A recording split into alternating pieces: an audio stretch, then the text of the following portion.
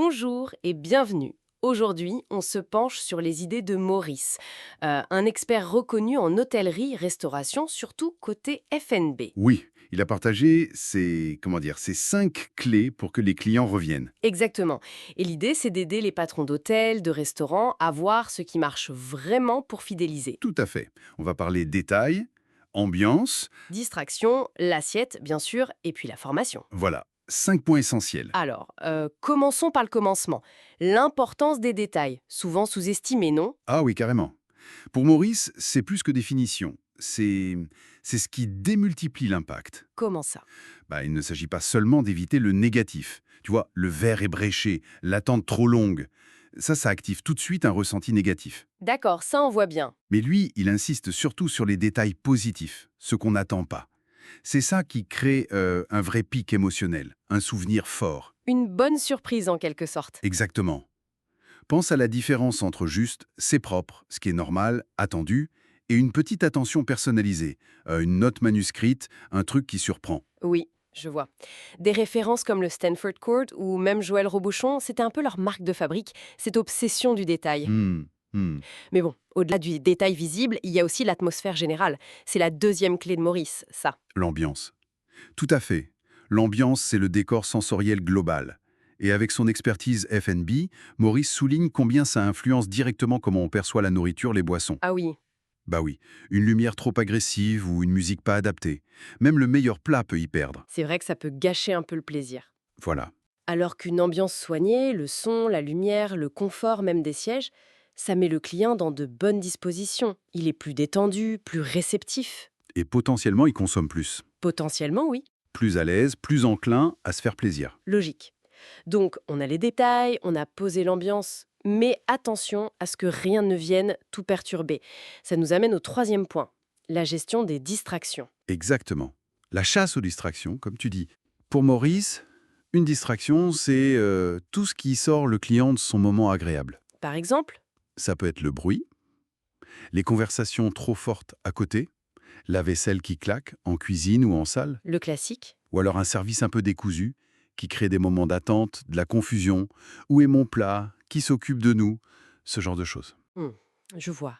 Ces petites frictions qui agacent. C'est ça. Même si c'est mineur, ça hache l'expérience.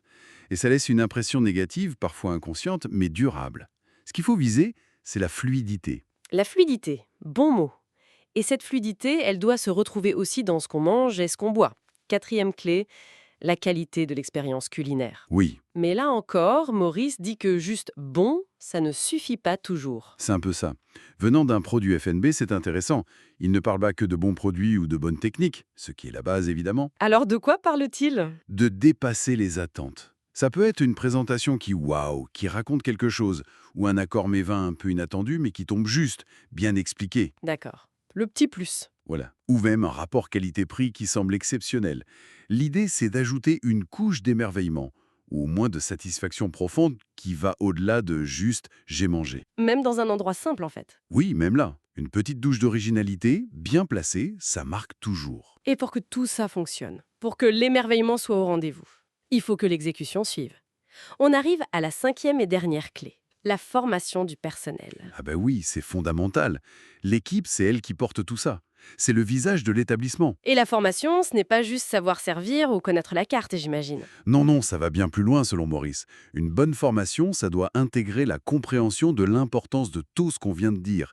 Être sensible aux détails, comprendre son rôle dans l'ambiance générale, être vigilant aux distractions. Savoir anticiper en quelque sorte. Oui, et surtout, savoir gérer les imprévus. Et les plaintes, ça c'est crucial. Ah, la gestion des plaintes. C'est un art, hein. Une réclamation bien gérée, ça peut transformer un client mécontent en un vrai ambassadeur. C'est le fameux paradoxe de la reprise de service. Un client récupéré est souvent plus fidèle. Incroyable, mais vrai. Donc si on résume, les détails qui surprennent, une ambiance soignée, un environnement sans friction, une expérience culinaire qui dépasse les attentes et une équipe formée à tout ça. Ben voilà, on a les 5 piliers de Maurice. Le message au fond, c'est que fidéliser un client, ce n'est pas juste un bon plat ou un joli décor. C'est l'ensemble, la cohérence d'une expérience globale qui marque. Tout à fait. On ne vend pas juste un repas ou une chambre, on vend un bon moment, un souvenir. L'envie de revenir, c'est l'envie de revivre cette sensation complète. Et pour finir, peut-être une question à laisser aux professionnels qui nous écoutent. Inspiré par Maurice Pao, au-delà des bases que vous maîtrisez déjà, quels sont ces petits détails précis, ces ajustements d'ambiance, ces process anti-distraction que vous pourriez mettre en place ou affiner, Mhm. enchanter vos clients pour qu'ils reviennent, mais aussi pour qu'ils parlent de vous? Voilà, une bonne piste de réflexion pour passer au niveau supérieur. Exactement. De quoi nourrir les prochaines stratégies.